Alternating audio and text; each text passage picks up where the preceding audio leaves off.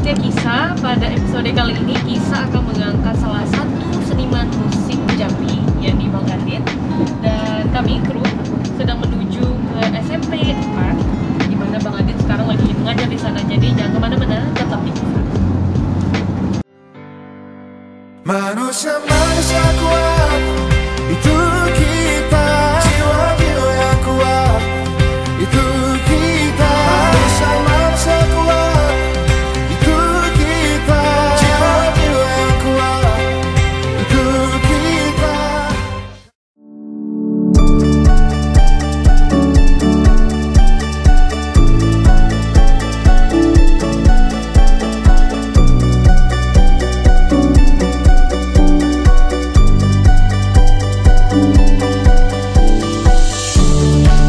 Tim Kisah kali ini berkesempatan bertemu dengan Ditya Manggala atau yang biasa disapa dengan panggilan Adit di SMA Negeri 4 Jambi. Kami juga berkesempatan menyaksikan penampilan regu yang dibina langsung oleh Bang Adit hingga menjuarai FLS 2N di tingkat nasional.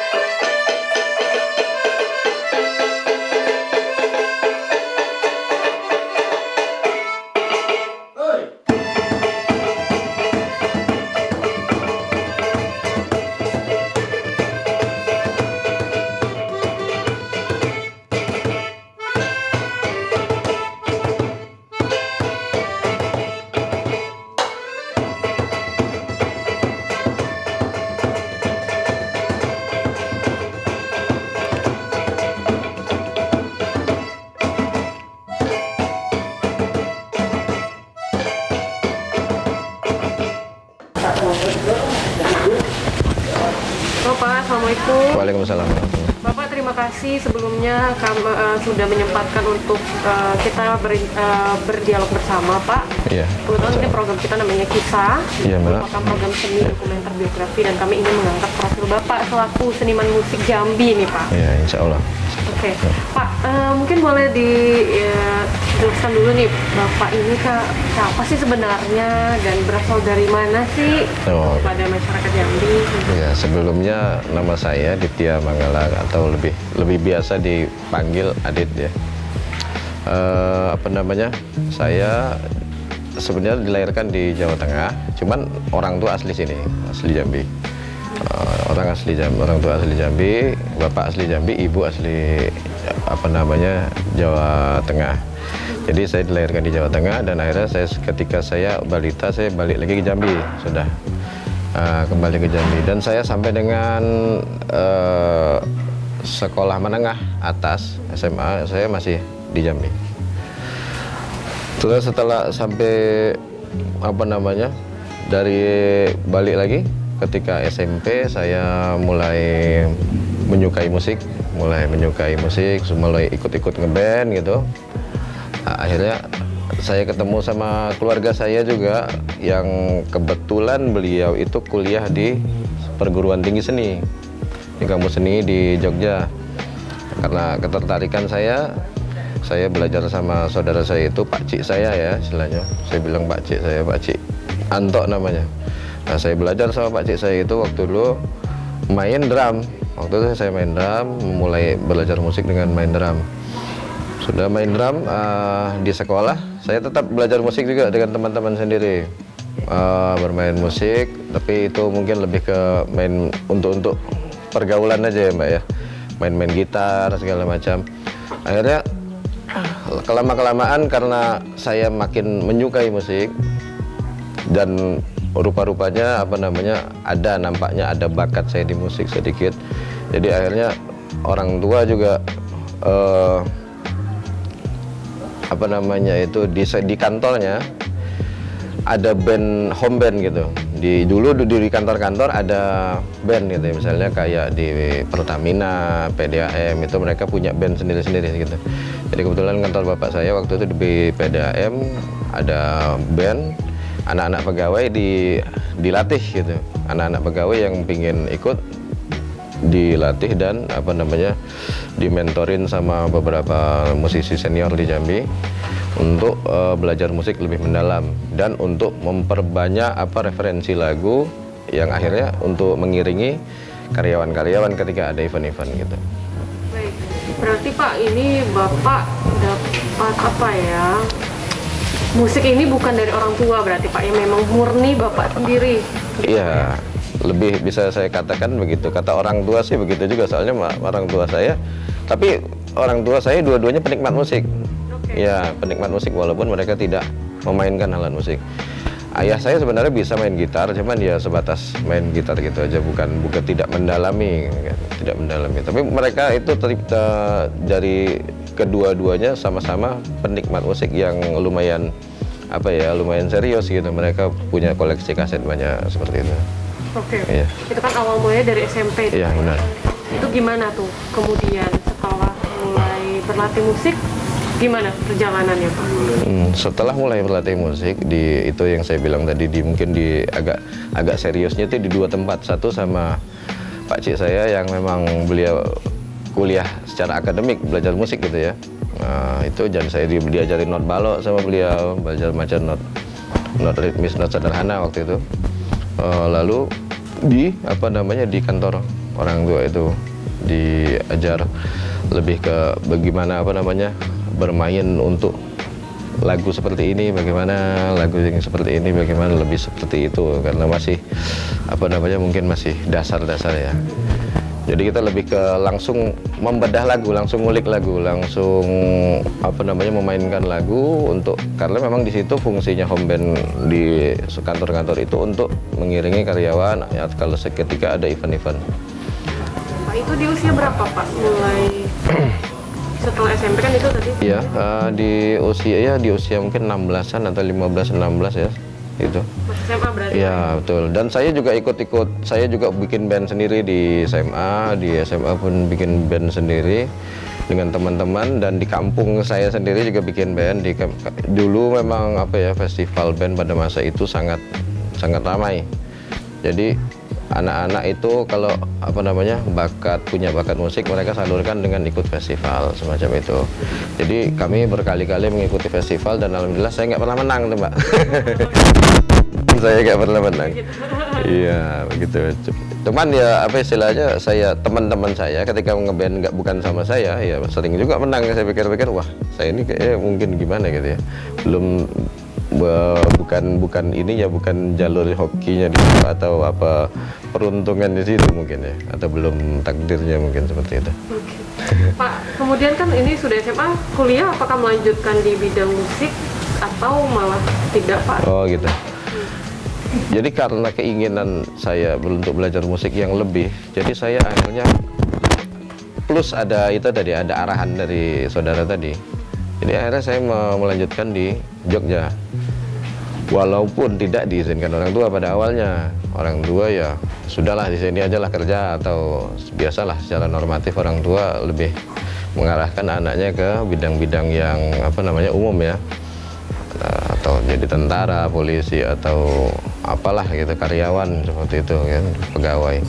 Tapi saya memang bukan tipe saya yang seperti itu gitu. Jadi saya sudah mulai serius di musik. Akhirnya saya pergilah ke Jogja. Waktu itu modusnya saya ikut abang saya bilang, udahlah ikut yuk, ikut sebentar, lulus sekolah main dulu aja dulu, nganggur dulu setahun di Jogja gitu. Oke, akhirnya saya berangkat ke sana. Saya ketemu sama abang saya, ikut ngekos, ikut ngontrak, dan akhirnya saya daftar kursus drum di sana. Daftar kursus drum waktu itu di sekolah musik Crescendo. Nah, itu di tahun 2002-an kira-kira tuh, di tahun 2002 ya, 2002-2003 ya. Saya daftar kursus drum. Setelah itu keterusan, nggak pulang-pulang, orang tua nelpon loh, kok nggak pulang-pulang katanya. Nah, saya bilang enggak lah, ini main dulu lah sini kan. Nah sudah, itu saya ini lagi di tahun berikutnya saya mendaftar di Akademi Musik Yogyakarta. Sekarang sih kampusnya sudah nggak ada, kampusnya sudah jadi Alfamart kalau nggak salah. Sudah tutup waktu itu. Waktu dulu ada namanya Akademi Musik Yogyakarta. Jadi itu dosen-dosennya adalah apa namanya, dosen-dosen dari Institut Seni Indonesia Jogja juga. Nah tapi kampus ini cuman D3. Jadi saya daftar di situ. Daftar, saya ambil program yang 1 tahun. Nah, 1 tahun sudah tanpa izin orang tua, tetap sendiri-sendiri dah. Sudah. Setelah saya daftar bimbingan dan segala macam, saya memang niatnya untuk tes di kampus seni tadi, Institut Seni Indonesia itu. Karena di situ tesnya tuh agak lumayan rumit, jadi akhirnya saya perlu belajar 1 tahun dulu. Karena lingkungan kos-kosan yang isinya teman-teman yang sudah dari lingkungan anak-anak ini juga, anak-anak seni juga, ya semakin apa namanya, semakin kuatlah niat saya untuk kuliah di situ kan. Sewaktu di semester menjelang semester penerimaan penerimaan mahasiswa baru, saya sudah sering kali diajak sama senior yang kuliah di ISI untuk apa namanya, gabung main bareng gitu, bantuin main. Akhirnya saya sudah ikut mereka bermain musik, walaupun saya belum kuliah di situ karena kita sudah bergaul di luaran gitu, sudah ketemu, sudah interaksi, dan kita sudah main musik. Nah, pada saat tes, alhamdulillah saya keterima. Baru saya lapor ke orang tua ketika sudah keterima di situ. Ketika itu jawaban orang tua, ya sudahlah, gimana lagi, lanjutin aja. Ya alhamdulillah orang tua tetap support, walaupun awalnya kurang ini juga, tapi sangat support orang tua saya. Yang saya ingat tuh bapak sama ibu saya tetap sangat support. Manusia kuat, itu kita. Jiwa yang kuat, itu kita. Manusia kuat, itu kita. Jiwa yang kuat, itu kita. Manusia kuat, itu kita. Jiwa yang kuat, itu kita. Manusia kuat, itu kita. Jiwa yang kuat, itu kita.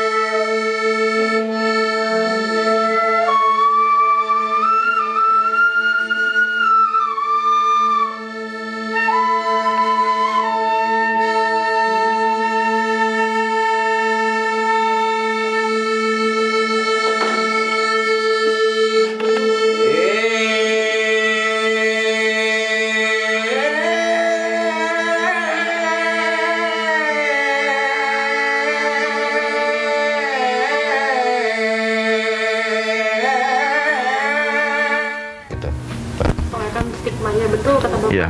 Banyak mungkin orang tua ini anaknya ya apa ya, berprofesi yang umum lah gitu. Iya, Stigma itu kan Iya. banget ya dilepas, dan ternyata Bapak berani mengambil keberanian itu untuk tetap mengikuti passion.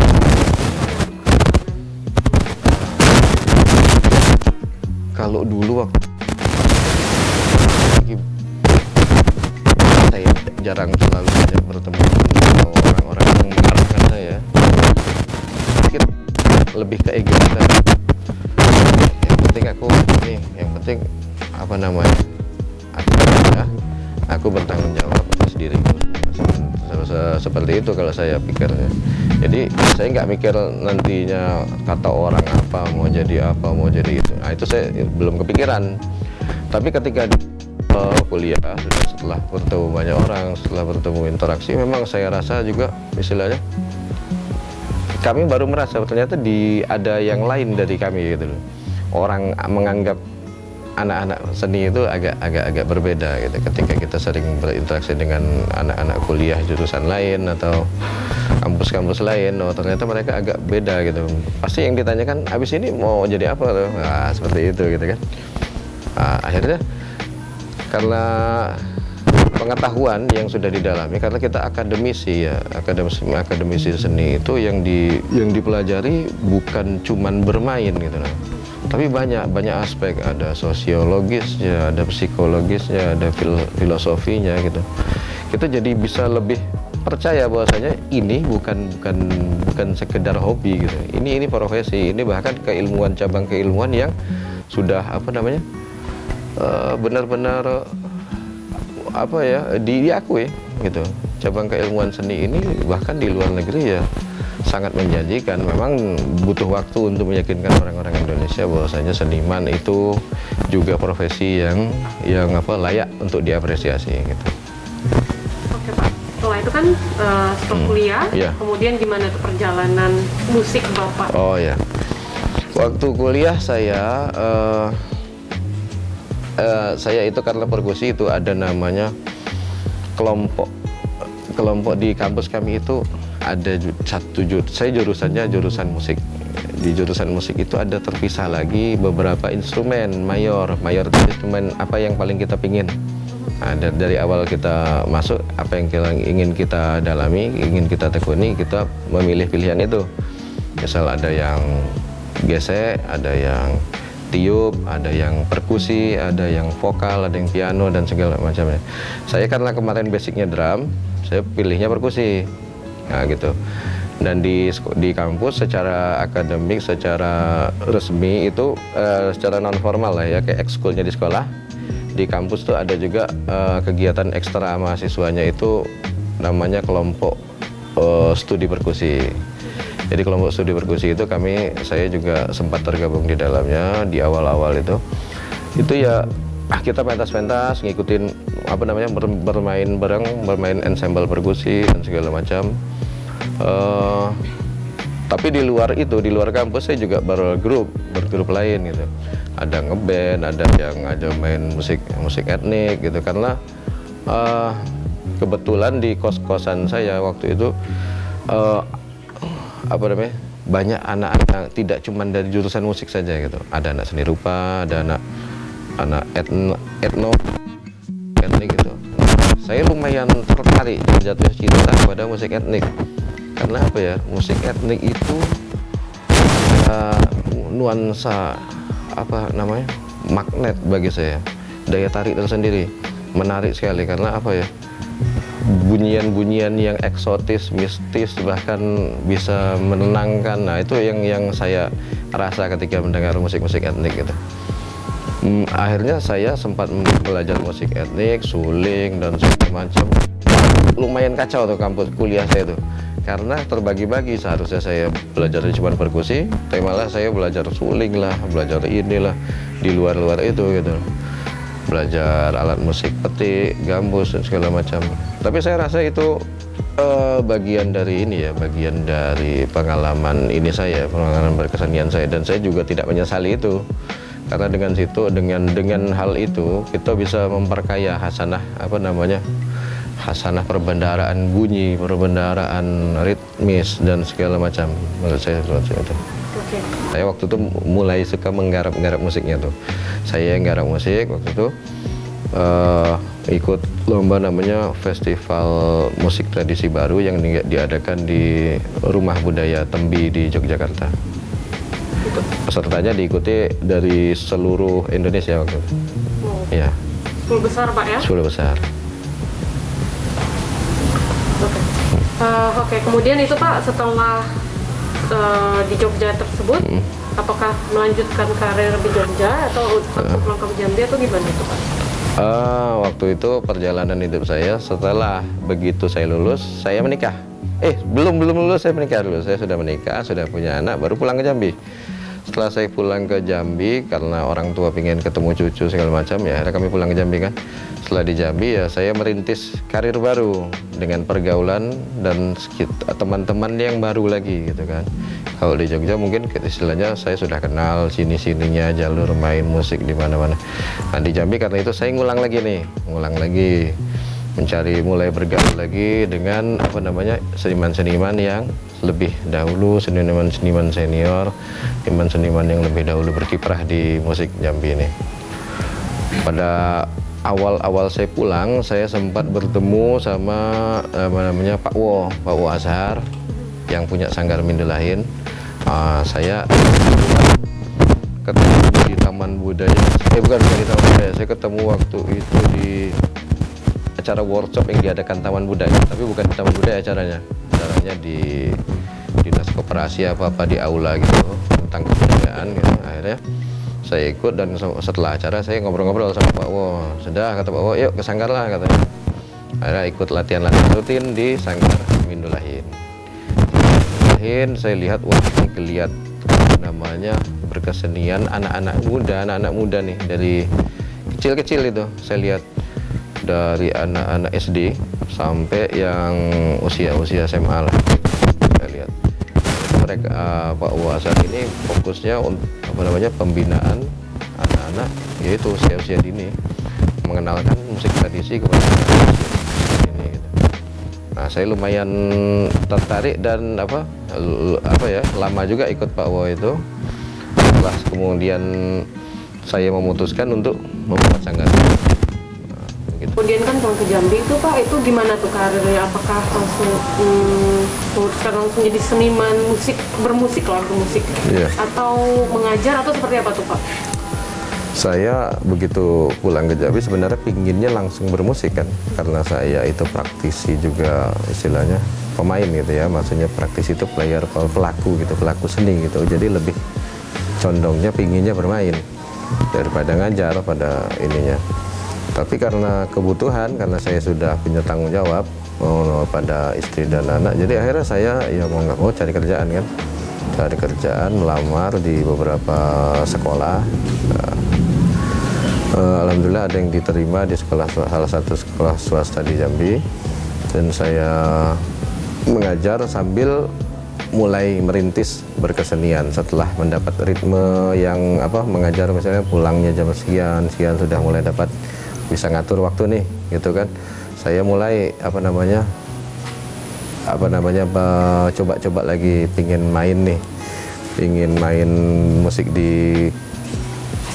tapi di tempat sendiri gitu, pingin bikin sendiri, grup sendiri gitu rencana saya gitu. Ya makanya saya sempat itu ngubungin teman-teman lama, teman-teman SMA saya gitu yang masih di Jambi. Ternyata hanya sisa beberapa orang yang dulu main musik juga gitu, dan profesinya sudah bukan main musik gitu. Setelah sempat saya ajarin, saya ajak main gitu lagi gitu, cuman ternyata berat. Jadi di tahun 2013, 14, 15 itu memang saya belum terlalu punya partner bermusik yang benar-benar cocok gitu. Nah, suatu saat sempat juga di awal 2014-an kalau tidak salah, saya ketemu dengan grup musik itu. Saya pernah nonton suatu pertunjukan di Hotel Abadi gitu, saya nonton pertunjukan. Saya tertarik gitu musiknya gitu. Saya hubungi mereka, saya ingin ikut main gitu kan. Oh iya, itu namanya grup Gambus Mbak Alawi di seberang. ada namanya grup Gambus Ba'alawi di seberang itu, kami sempat sampai sekarang akhirnya saya ikut tergabung di situ. Nah, saya main gambus, alat musik gambusnya tadi. Jadi ketika kita ngobrol cocok dengan itu, dengan mereka, akhirnya saya gabung. Mayoritas anggotanya keturunan Arab, ya ngomongin itu. Dan saya kebetulan memang di Jogja tuh sempat mendalami alat musik Arab gitu waktu di Jogja. Nah, itulah yang jadi lumayan bekal waktu itu untuk bisa berinteraksi, bisa ikut gabung di banyak event, banyak kegiatan di banyak genre musik juga. Manusia kuat, itu kita. Jiwa yang kuat, itu kita. Manusia kuat, itu kita. Jiwa yang kuat, itu kita. Manusia kuat, itu kita. Jiwa yang kuat, itu kita. Manusia kuat, itu kita. Jiwa yang kuat, itu kita. Gitu.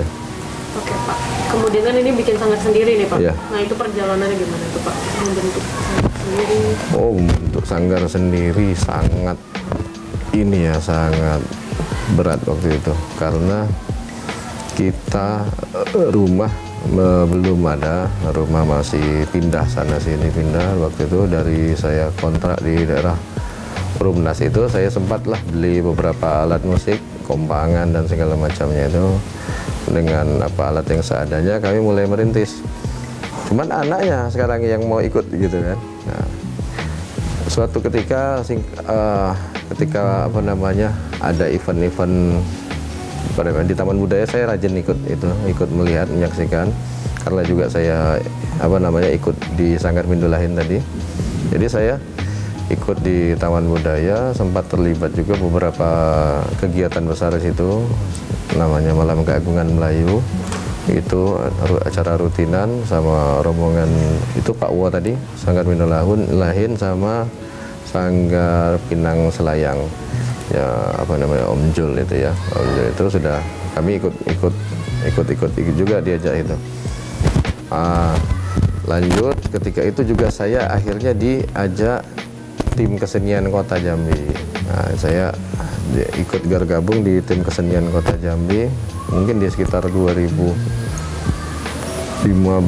atau 16 lah gitu. Saya mulai gabung, 15-an kayaknya, 15-an. Saya mulai gabung. Di situ sampai dengan tahun 2018 atau 2019 awal mungkin ya. Ya sudah kemana-mana juga sama tim kesenian Jambi, sudah mengikuti berbagai event yang mendampingi Pak Wali Kota gitu ya. Mungkin event-event yang tingkat kota lah, tapi se-Indonesia gitu biasanya. Nah, kita menghadiri acara-acara event-event di mana di luar daerah macam itu. Ya. Pak, ini kan tadi saya sempat dapat bocoran juga nih, Bapak yang mengaransemen dan membimbing Lapor Bapak sampai ke tingkat nasional itu, prestasi-prestasi lah. Oh gitu ya. Sudah dicapai. Mungkin yang bisa saya anggap itu prestasi saya yang sudah saya capai. Itu yang pertama waktu di Jogja tadi, waktu ikut lomba aransemen, lomba komposisi musik tradisional itu tadi, judulnya Festival Musik Tradisi Baru yang diadakan Rumah Budaya Tembi di tahun 2012 atau 2011. Nah, lalu prestasi berikutnya saya ketika mendidik anak ini, mulai terjun melatih anak ini waktu di tahun 2015. Saya baru sempat mendengar ada lomba alat musik tradisional, memainkan alat musik tradisional untuk tingkat anak SMP. Akhirnya saya sama beberapa teman mengajukan proposal ke sekolah-sekolah gitu. Untuk melatih itu. Saya tanya ke kepala sekolahnya, mau nggak dilatih ini anaknya untuk ikut lomba event ini gitu. Oke, ternyata kepala sekolahnya mengizinkan, anak-anaknya dicari dan ada. Akhirnya kami melatih. Waktu itu pertama kali sekolah yang saya latih itu SMP 24. SMP 24 di daerah Mayang ya, salah ya. Itu SMP 24 itu kalau secara nomor gitu di kota itu mungkin SMP yang kurang favorit mungkin ya. Tapi dengan saya yakin setiap orang itu punya bakat pasti gitu. Tinggal kita gimana kita melatihnya, gimana kita mengeluarkan potensi anak-anak itu. Dimanapun anak-anak itu pasti punya bakat, punya kelebihan. Akhirnya saya seleksi anak-anak dan dapatlah prestasi waktu itu tingkat juara 3 tingkat kota. Nah, lalu tahun depannya kepala sekolah saya tanyakan, ternyata masih pingin ikut. Alhamdulillah di tahun kedua juara 1 tingkat kota. Lalu setelah tingkat kota lolos, di tingkat provinsi juara 1 juga. Lalu berangkat kami ke nasional ke Manado. Dan di sana juga meraih juara peringkat musik terbaik juga. Kita alhamdulillah. Itu jadi di sekitar 2015-an nanti itu di SMP 2016 SMP 24 meraih penghargaan penyaji terbaik di Manado. Nah, habis itu sanggar saya sudah berjalan itu. Kebetulan anak-anak yang lulus itu dari SMP tadi, selangsung mereka pingin gabung ke sanggar. Pak punya sanggar lah Pak? Saya bilang, punya nggak ya?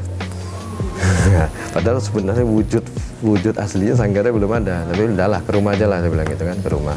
Dengan alat seadanya, saya pinjam sana, pinjam sini, akhirnya anak-anak bisa ikut latihan, dengan walaupun terbatas dan apa yang kami punya loh.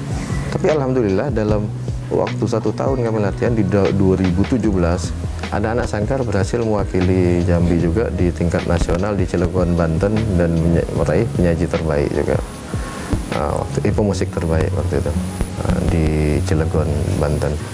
Setelah menyisihkan beberapa banyak sekali ya, se-Indonesia ya, 34 saingan gitu ya. Nah, sudah itu di tahun berikutnya 2017 saya ngajar di SMP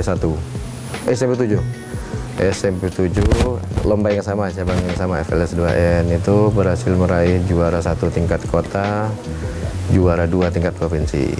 Nah, habis itu dari SMP 7 saya melatih ke SMP 4 ini. Nah, di SMP 4 ini pertama kali kami meraih juara 1 tingkat kota. Habis itu juara 1 tingkat provinsi waktu itu.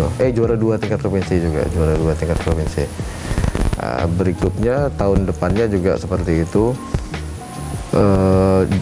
Juara 1 tingkat kota, juara 3 tingkat provinsi kalau tidak salah saya, mungkin lupa. Habis itu sempat saya melatih lagi SMP 1 juga, tapi tidak dapat waktu saat pandemi kemarin, sama sekali tidak dapat. Kalau tidak salah ya, sama sekali tidak dapat. Karena ya nggak tahu juga ya, biasanya dapat kok jadi tiba-tiba tidak dapat karena daring itu, nggak tahu juga saya, nggak paham. Nah, akhirnya saya dipercaya lagi melatih lagi di SMP 4 ini saat 2021 ini. Alhamdulillah kami juara 1 di tingkat kota, tingkat provinsi dan tingkat nasional lagi. Dapat medali emas di tingkat nasional. Alhamdulillah. Nah, mungkin capaian prestasinya itu sampai sekarang. Pak, untuk keluarga Bapak, istri lah, mendukung nggak Pak? Alhamdulillah istri sangat mendukung, anak-anak pun mendukung. Maksudnya gini ya, jarang sekali ya yang orang, kadang-kadang memang sebenarnya mendukung, cuman yang saya ininya memang agak terabaikan keluarga gitu loh. Tapi kalau secara moral mereka sangat mendukung. Apa-apa yang saya lakukan istri sangat mendukung. Ya cuman itu tadi saya merasa juga memang kegiatan berkesenian ini lupa waktu, membuat kita lupa waktu karena sesuatunya tuh kayak berjalan cepat gitu. Karena apa yang kita lakukan tuh hobi gitu kan, jadi kita jalanin tuh kayak nggak ada ininya, jalan lempeng aja, tiba-tiba toto sudah sore, toto udah malam gitu. Nah itu yang saya sayangkan tuh, kayak yang saya sesali juga sering kali itu, sering kehilangan waktu sama keluarga, seperti itu mungkin. Paling seperti itu. Resikonya Pak ya? Iya benar-benar. Oke, ini Pak, dalam bermusik Pak, ada gak sih sosok atau apa sih yang menginspirasi Bapak dalam bermusik, atau siapa sih yang menginspirasi Bapak dalam bermusik gitu? Sosok yang menginspirasi dalam bermusik, wah ini nih. Saya itu dulu pernah waktu kalau main alat musik, yang sekarang paling saya dalam ini kan alat musik gambus, paling saya sukain gitu. Nah, itu saya itu dulu pernah bertemu seorang yang mengajari, dan tempat saya pernah berkali belajar sekaligus saya beli alat musiknya. Nah, itu namanya siapa ya? Saya lupa tuh. Seorang keturunan Arab juga, Habib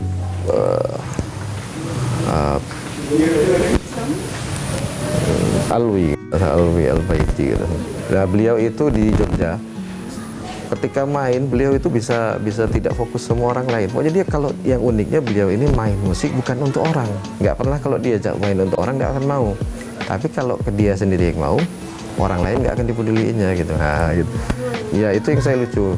Tapi kenapa itu? Ternyata ketika kita tanya sama teman-teman, sahabat-sahabatnya, dia main musiknya cuma untuk Allah gitu, untuk Tuhan. Wah, itu yang mengena di saya lihat. Dan sebenarnya saya yang favorit orang-orang yang berkesenian itu, saya lebih favorit sama orang-orang yang benar-benar jadi inspirasi gitu. Orang-orang yang tulus gitu. Kayak ada seniman-seniman tradisional, ada datuk-datuk yang main, yang benar-benar dia itu main ya tidak banyak yang mereka harapkan atau apa, tapi mereka cuma sudah, apa yang aku bisa ini untuk merawat budayaku, merawat tradisiku, untuk mengembangkan sesuatu yang pernah jadi diwariskan oleh orang tuaku. Seperti itu aja mereka main musik, nggak memikirkan aku harus hebat main atau segala macam. Seperti itu. Jadi murni memang apa ya, kecintaan terhadap musik. Iya, betul ya. Bukan embel-embel yang lain. Iya, benar. Masih murni. Pak, sekarang kan mungkin musik udah mulai apa ya, anak muda mulai mau apa ya, menganggap itu penting lah. Iya. Penting sih. Mungkin kehidupan sehari-hari. Iya, benar. Betul. Tapi nggak banyak yang menganggap melihat itu sebagai dalam artian seninya gitu. Jadi hanya menikmati, tapi tidak dari arti seni. Nah, gini, generasi sekarang itu kadang-kadang kayak gini aja lah. Kita megang HP, apakah kita tahu itu siapa pencipta HP? Kadang-kadang kita tuh melakukan sesuatu tanpa tahu asal muasalnya gitu. Nah, anak-anak sekarang seperti itu, lebih cuman memainkan, apa yang dimainkan tidak tahu, filosofinya tidak tahu, misi di dalam suatu kebudayaan yang mereka mainkan atau dampaknya mereka tidak tahu gitu. Nah, itu jadi lebih ke pengikut gitu. Generasi followers gitu menurut saya gitu. Jadi bukan orang yang menjadi dirinya sendiri gitu. Menurut saya seperti itu. Sebaiknya ya mereka ketika kita melihat sesuatu, cari tahu dulu tentang sesuatu itu apa gitu. Bagaimana kita bisa mencintai atau menyukainya kalau kita nggak benar-benar tahu dia itu siapa, dia itu apa gitu kan. Kalau kita semakin tahu, bisa jadi kita benci, atau bisa jadi kita semakin suka atau semakin cinta ya. Menurut saya seperti itu. Manusia kuat, itu kita. Jiwa yang kuat, itu kita. Manusia kuat, itu kita. Jiwa yang kuat, itu kita. Saya kenal Pak Adit dari 2018. Sewaktu melatih musik di SMP Negeri 4, musik tradisional. Saya ikut Pak Adit sewaktu lomba tingkat kota kan, dari 2018, dan kebetulan kami di situ dapat juara 1 tingkat kota. Terus di tingkat provinsi lagi kami dapat juara 2. Selanjutnya lagi sampai 2019 juara 1 lagi tingkat kota, terus juara 3 tingkat provinsi. Sosok Pak Adit itu buat saya orang yang sangat menginspirasi, karena beliau sering mengajak saya ikut musik tuh dari 2018. Cuman baru sekarang saya mau ikut gitu kan. masuk sanggar Pak Adit. Nah, seperti itulah yang saya kenal. Karena baru sebentar kan, saya kenal Pak Adit dari 2018 sampai sekarang. Kalau saya dari 2017, kenalnya dari teman-teman yang ikut FLS 2N di SMP 24. Muridnya berarti ya? Ya, Murid di SMP 24 ini ya? tapi waktu SMP saya tidak ikut, tidak ikut FLS 2N. Tapi teman-teman yang ikut itu teman-teman main. Jadi teracun nih. Termotivasi lah untuk ikut gitu. Ikut sanggar Pak Adit berarti? Ya. Dari 2017. Oke. Kan cukup lama ya mengenal Pak Adit. Ya. Itu mungkin boleh dijelasin Pak Adit itu sosoknya seperti apa sih? Sosoknya tegas, enjoy kalau lagi serius-serius, bercanda-bercanda. Bisa dikatakan seperti ayah, abang, teman gitu. Dari hal bermain musik, karena Pak Adit itu wawasannya sangat luas. Karena dari setiap garapan-garapannya itu dia tuh mau yang beda dari yang lain kan. Seperti itu. Jadi apa ya? Ya itu tadi ya, wawasannya luas, kemudian Wawasannya luas. ya punya selain itu Pak, ada gak sih hal yang orang gak banyak tahu tentang beliau? Mungkin dari kebiasaan lah mungkin kan. Kebiasaan Pak Adit, kalau lagi latihan ya serius kan. Kalau lagi tidak latihan ya kadang kita bercanda-canda sama dia gitu kan. Seperti itulah. Oke. Ada hal yang mungkin ingin disampaikan tapi belum pernah disampaikan kepada Bapak, boleh disampaikan sekarang? Untuk Pak Adit ya. Pak Adit, terima kasih atas ilmu yang sudah disampaikan kepada saya dari 2018 sampai sekarang. Kalau untuk pribadi saya dalam hidup saya mengenal sanggar ini, saya menganggap sanggar Kujusako ini sebagai bengkel. Karena sebelum saya tergabung dalam sanggar, saya sempat salah pergaulan. Saya pernah ikut punk. Jadi sanggar ini sebagai wadah untuk saya menjadi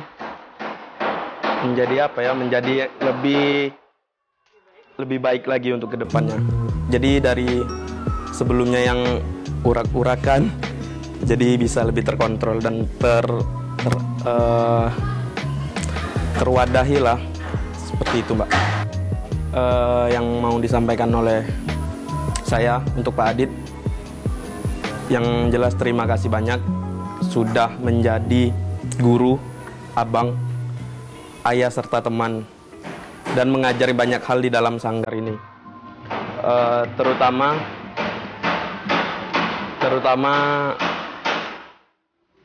dalam hal berkesenian, menjadi motivator, mengajari banyak hal untuk menjadi lebih baik lagi. Terima kasih banyak Pak Adit. Mungkin boleh Pak ada pesan kepada para pencinta musik maupun yang bukan nih, dan boleh disampaikan juga betapa pentingnya musik sih dari sudut pandang Bapak. Oh gitu. Menurut saya musik ini sangat penting, karena musik ini gini ya, ibarat pisau gitu. Pisau ini bisa digunakan untuk apa? Memotong bawang bisa, untuk membunuh orang bisa juga, untuk melukai orang bisa. Nah jadi ketika musik itu kita gunakan sebagai alat penyampai pesan yang baik, musik itu akan menjadi baik gitu. Tapi ketika kita jadikan alat ya cuman untuk euforia, senang-senang, melupakan waktu dan segala macamnya, ya kita akan merasa akan menyesal, akan menyia-nyiakan banyak hal dengan musik itu sendiri. Menurut saya seperti itu. Ada pesan lagi Pak untuk masyarakat yang pecinta musik Pak? Menurut saya bagi pecinta musik, kalau kita mencintai musik, misalnya mencintai musik, kita juga harus mencintai pelaku atau pemusiknya gitu. Misalnya kita mencintai kebudayaan, kita harus mencintai orang yang merawat kebudayaannya. Dengan apa ya? Kita harus menghargai mereka dengan apa-apa yang bisa membuat mereka tetap hidup. Menurut saya seperti itu. Oke. Ada tambahan? Sudah. Oke, siap.